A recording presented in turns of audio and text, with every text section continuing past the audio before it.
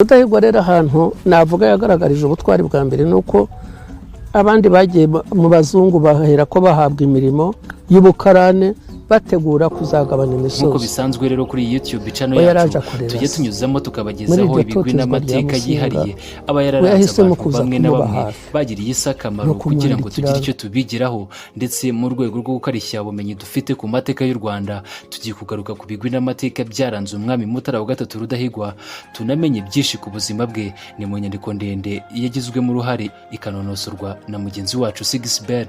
Umwami Mutara wa gatatu Rudahigwa yashyizwe mu ntwari z'u Rwanda mu cyiciro cy'Imena kubera ibikorwa bijyanye no guca ubuhake, kurwanya ubukoroni, amacakubiri, ubukene n'ibindi. Uyu mwami Mutara wa gatatu Rudahigwa yari mwene Yuhi wa gatanu Musinga na Nyiramavugo Kankazi.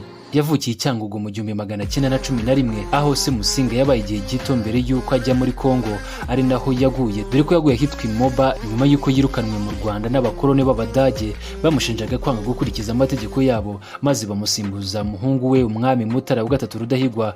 Rudahigwa rero nawe yaje gutanga afite imyaka 48, yari atuye Nyanza mu Rukari, ariko yateganyaga kwimukira hakurya ku Rwesero aho yari yujuje inzu ye yari yarubatse mu buryo bwa kizungu. Umwami Rudahigwa rero yarashakanye na Nyiramakomari mu 1933, wanamubyariye umwana umwe w'umukobwa witwaga Gasibirege, ariko ku bw'amahirwe make uyu mwana yaje kwitaba Imana akiri muto. Hanyuma mu 1942 Rudahigwa yongera gushakana na Rosalie Gicanda, babanye kugeza umwami Rudahigwa atanze mu 1959. Nyuma rero Gicanda yaje kwicwa muri jenoside yakorewe Abatutsi mu 1994. Mu bantu bose baganirije abagize uruhare mu kwandika igitabo bise amateka y'u Rwanda kuva ku itangiriro kugeza gisohotse muri 2016, nta n'umwe uhuza n'undi ku mpamvu yaba yarateye gutanga k'umwami Mutara wa gatatu Rudahigwa. Bamwe bavuga ko yishwe n'urushinge rwa penicilline bamuteye ageze i Bujumbura aho yari agiye gusaba abakoloni b'Ababiligi kureka u Rwanda rukigenga. Abandi bakavuga ko yazize kuva amaraso imbere mu bwonko, ibyo bita kuvira imbere, n'izindi mpamvu ariko zisa naho ari ukugenekereza. Hari n'abandi bavuga ko Mutara wa gatatu Rudahigwa yishwe kubera akagambane k'abakoloni b'Ababiligi batamushakaga kuko yari amaze kubabera inzitizi muri politiki bari bashyize imbere yo gutanya Abanyarwanda kugira ngo babashe kubayobora, nyuma y'uko Ababiligi basimbuye Abadage bari bamaze gukubitwa inshuro mu gihe cy'intambara ya kabiri y'isi. Umugogo w'umwami Mutara wa gatatu Rudahigwa watabarijwe imwima ku itariki ya 28 Nyakanga mu 1959, bamaze kwimika muri umuna w'Ikigeli wa gatanu Ndahindurwa wabatijwe izina rya Jean Baptiste. Impamvu yasimbuwe na murumuna w'Ikigeli wa gatanu Ndahindurwa nuko nta mwana yasize ngo azamuzungure ku ngoma. Umwami Mutara wa gatatu Rudahigwa yatanze hashize imyaka 13 yeguriye u Rwanda Kristo umwami mu muhango wabaye mu 1946, akaba ari nabwo yaramaze kubatizwa amazina y'abazungu maze akitwa Charles Léon Pierre. Umwami Mutara wa gatatu Rudahigwa ashimirwa byinshi birimo kuba yarazanye impinduka ziteza imbere imibereho y'abaturage no guca ubusumbane. Aha urugero rutangwa ni ukuba yarimiye gutanga zimwe mu nka ze mu gihe cy'inzara ya Ruzagayura. Mu bigwi bye kandi harimo kuba yaranze akarengane kugeza ubwo yiyemeje kuba umucamanza mukuru w'urukiko rw'ubwami rwari ruherereye i Nyanza. Ikindi ashimirwa ku ngoma ye ni ukuba yarateje uburezi imbere, kuko kuva mu 1931 kugeza mu 1959 mu Rwanda hashinzwe amashuri menshi arimo College y'Igatagara yaje kwimukira i Bujumbura yitwa College International de Saint-Esprit, ishuri ry'abayisilamu ry'Inyamirambo ku Ntwari, amashuri y'abarayiki hirya no hino mu gihugu, n'ishuri ryitwaga Bene Mutara. Umwami Rudahigwa niwe muyobozi w'ikirenga w'u Rwanda watunze imodoka ndetse akagenda mu ndege bwa mbere mu Rwanda. Abanyarwanda bamwe bafata Mutara wa gatatu Rudahigwa nk'impirimbanyi y'ubwigenge bw'u Rwanda ku rwego nk'urwa Patrice Emery Lumumba wa Kongo na Rubirwa Gasore w'u Burundi. Abakozi b'ikigo gishinzwe ingoro z'umurage mu Rwanda bavuga ko ku itariki yibukirwaho itabarwa ry'umugogo wa Rudahigwa nta bikorwa bijya biba. Icyakoze ku munsi wibukirwaho itanga rye, abakomoka mu muryango we bajya gusura umusezero we uri imwima mu karere ka Nyanza. Reka noneho tuvuge ku bintu 10 byaranze umwami Mutara wa gatatu Rudahigwa nk'umwe mu bami bafite amateka n'ibigwi bihambaye bayoboye u Rwanda.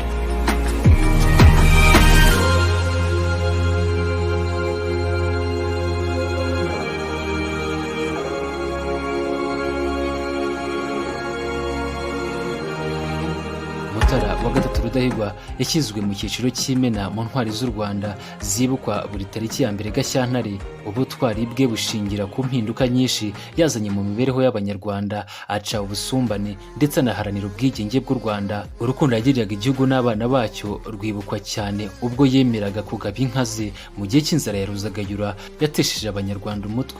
Umwami Mutara wa gatatu Rudahigwa yashatse abagore babiri.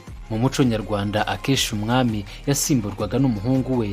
Ibyo byatumaga kubyara k'umwami bihabwa agaciro gakomeye haba kuri we n'igihugu muri rusange, kuko uretse kukwishimira ko yabaga yabyaye, yabaga anakeneye uwazaraga ingoma. Rudahigwa yabanje gushakana na Nyiramakomari mu 1933, babyarana umwana umwe w'umukobwa witwaga Gasibirege waje kwitaba Imana akiri muto. Umwami Rudahigwa niwe mwami wa mbere washakanye n'umwamikazi bagashyingiranwa imbere y'Imana. Hari muri Mutarama mu 1942, abyemererwa atarabatizwa kugira ngo abe umuyoboke w'idini Gatolika. Yaje kubatizwa nyuma yitwa Charles Léon Pierre. Ku itariki ya 16 Ukwakira mu 1946 nibwo yatuye u Rwanda n'ubwami bwe umwami Kristo mu isengesho yasengeye mu birori byabereye i Nyanza. Abahanga mu muco nyarwanda basobanura ko guha u Rwanda umwami Kristo yari yabihaye igisobanuro cyo kururagiza Imana, bitari ukurugabiza abazungu nk'uko bamwe babitekereza. Ikindi uyu mwami yibukirwaho nuko ari we mwami utarimitswe n'abiru. Mu myaka ya nyuma ya Yuhi Musinga wa gatanu, ingoma ye yasuzuguwe n'abazungu cyane, bamwambura ububasha n'ubudahangarwa umwami w'u Rwanda yabaga afite. Bapfaga ko atemeraga amategeko n'amabwiriza yabo. Bahereye ku kumutegeka guca iteka atifuzaga, bahagarika imwe mu migenzo yari ifite agaciro gakomeye mu muco nyarwanda nk'ikirango cy'igihugu, birangira banamukuye ku ngoma, baramwirukana ahunga igihugu. Abazungu bamukuyeho ni nabo bimitse umuhungu we Mutara wa gatatu Rudahigwa, babonaga nk'uzabumvira cyane. Ubusanzwe mu migenzo y'ubwami, umwami mushya yimikwaga n'abiru nyuma yo gutanga kwa se, bikaba mu mihango yo kumutabariza. Kuri Rudahigwa rero siko byagenze, kuko yimitswe se akiriho. Ubishyize mu mvugo y'ubu wavuga ko Rudahigwa yahiritse se ku ngoma, na cyane ko hatakurikijwe imihango yari isanzwe ikorwa mbere. Ikindi kintu uyu mwami yibukirwaho nuko ari we mwami u Rwanda rwagize wize amashuri. Rudahigwa yasimbuye se akiri ku ntebe y'ishuri, kuko yamusimbuye akiga amasomo asanzwe n'ubundi akabifatanya n'inyigisho y'idini Gatolika. Se Yuhi Musinga ntiyari yarize, bivuze ko Rudahigwa ari we mwami wa mbere wari ukandagiye mu mashuri y'abakoroni. Amasomo ye yahererwaga mu ishuri ry'abana b'abatware, akongeraho inyigisho ya Kiliziya Gatolika yajyaga kwigira Kibeho. Ari nabyo byamuhesheje amahirwe yo kuba umwami, kuko abihaye Imana bashakaga ko igihugu kiyoborwa n'umuntu uzabasha kubumvira kandi batoje. Uyu mwami kandi anibukirwa ku kuba yarashinze ikigega gifasha abakene. Umwami Rudahigwa yari yarize ndetse yari amaze kubona akamaro k'amashuri, na cyane ko aribyo byamugejeje ku ntebe y'ubutware.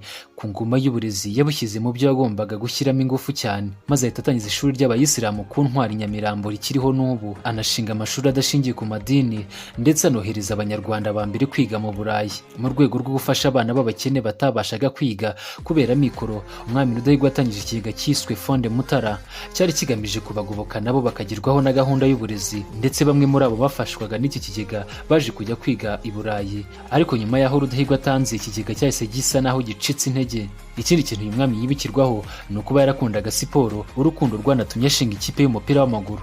Mu by'umwami Rudahigwa yari yihariyeho byarimo no gukunda siporo itari yagateye imbere muri ibyo bihe, by'umwihariko ku mugabane wa Afurika. Ku giti cye yakinaga tenisi n'umupira w'amaguru. Yaranafite ikipe y'umupira w'amaguru yari igizwe n'abatware yitwaga Maregura. Iyo akenshi ikipe yajyaga gukina yahuraga n'ikipe y'abazungu babaga mu Rwanda icyo gihe. Ndetse Rwinkwavu mu karere ka Kayonza niho hari stade Rudahigwa n'ikipe ye bakundaga gukiniraho. Ikindi kintu bamenya kuri Mutara wa gatatu Rudahigwa nuko ari we watangije urugamba rwo gusaba ubwigenge. Umwami Mutara wa gatatu Rudahigwa niwe wateye intambwe ya mbere yanga agasuzuguro k'abakoloni b'Ababiligi. Yandikira umuryango w'abibumbye awusaba ko Ababiligi basubira iwabo, Abanyarwanda bakiyobora. Hari mu nkundura ikomeye yabaye mu bihugu bya Afurika mu myaka y'1950.